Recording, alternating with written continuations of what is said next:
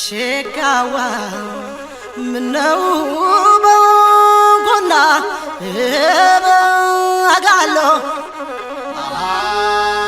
ሸጋዋ አርባ ዙር ጅገግን ወይ ዝናርክን ሸጋዋ አቅፌው እንደውል አጋሎ ሸጋዋ ለግላጋው ሽንትግን መጋሎ Je m'appelle Daniel Tlaon, actuellement je suis une guide pour Smiling Ethiopia, entre-temps pour Groupe Alibert. On est actuellement dans la région d'Amara, dans l'école Sona. Sona, il se trouve dans le parc national des Simiel, à 3500 mètres d'altitude. En plus, dans cette région, il y a plus de 18 000 habitants. L'école de Sona, elle était fondée en 1969 en calendrier éthiopien. Depuis ce jour-là, j'essaie de convaincre mes clients pour qu'ils puissent aider cette école. Mais ici, il y a 14 instituteurs, environ 350 élèves. Les conditions de vie dans cette région, c'est un peu difficile. Les gens, comme ils se trouvent dans l'altitude, c'est une vie très harassante, surtout pendant la saison des pluies, comme il fait très froid, ils sont durs à vivre.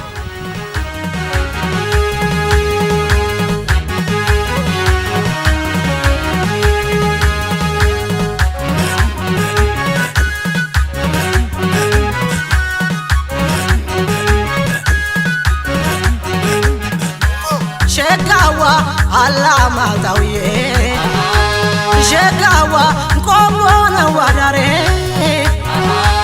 ሸጋዋ ካንተ ቢያገናኘኝ ሸጋዋ የወሰደኝ እግሬ ሸጋዋ ዞር በል ግራ ካሶ ሸጋዋ ጎረምልይበት ሸጋዋ ሰቆጣ ነው ሸጋዋ የተነጠቁበት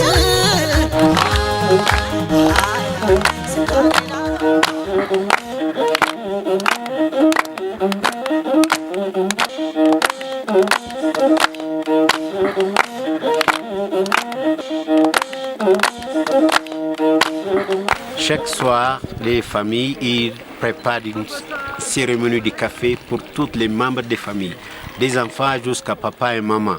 Les papas et les mamans, les frères et les sœurs, ils racontent ce qui s'est passé pendant la journée. En même temps, c'est un moyen d'enseigner les enfants comment ils vivent leur vie.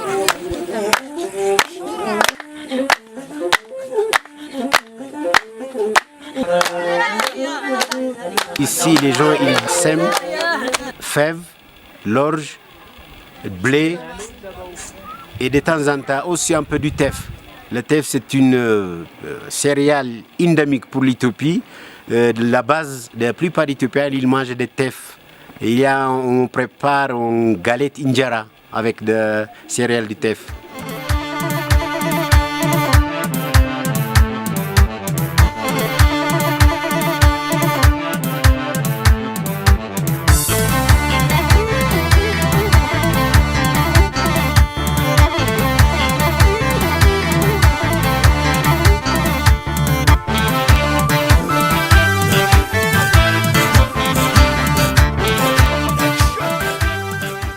Eric Collet, on a découvert Sona avec Hervé lors d'un trekking avec Alibert.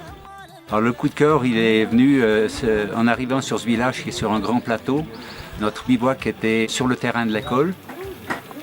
Des vieilles écoles en torchis et puis des gens passablement déshérités.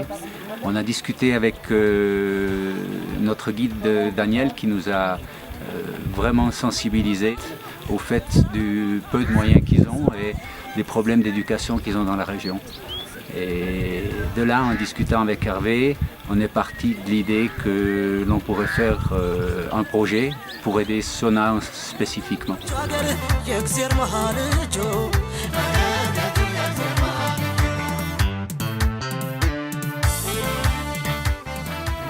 Alors les valeurs qui président à ce projet, c'est une base d'éducation qui est très limitée ici dans la région. et puis donner les moyens en fait à cette communauté d'envoyer leurs enfants à l'école dans des conditions attrayantes, plus attrayantes que celles qu'elles ont aujourd'hui, de manière à donner à ces enfants une base élémentaire pour s'améliorer en fait dans la vie. C'est un terrain qui est assez pauvre.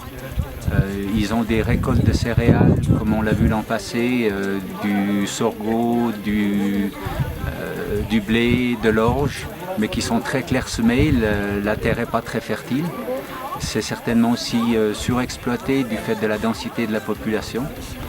Et puis une base d'éducation, effectivement, pourrait aussi leur permettre à mieux comprendre comment travailler en terrasse, préserver leurs terres pour assurer leur futur. C'est des gens qui reçoivent, qui ont le cœur sous la main. Tu vas dans une case, on t'offre le café alors que c'est une denrée très chère pour eux. Ils ont une vie communautaire qui est très très forte et ont une entrée très forte dans la société. Mais certainement que la base pour faire un pas en avant n'est pas là. Les enfants sont souvent à pieds nus. Il fait 0 degré pendant la nuit, ils sont peu habillés, mais tu ne les vois jamais se plaindre ou se chicaner. Ils n'ont que peu de choses pour jouer, mais ils jouent ensemble. Ils sont très intéressés et avides d'apprendre. On leur voit des étincelles dans les yeux, on leur dit quelques mots et tout de suite, ils se prennent au jeu. Beaucoup auraient certainement les capacités pour une éducation plus poussée.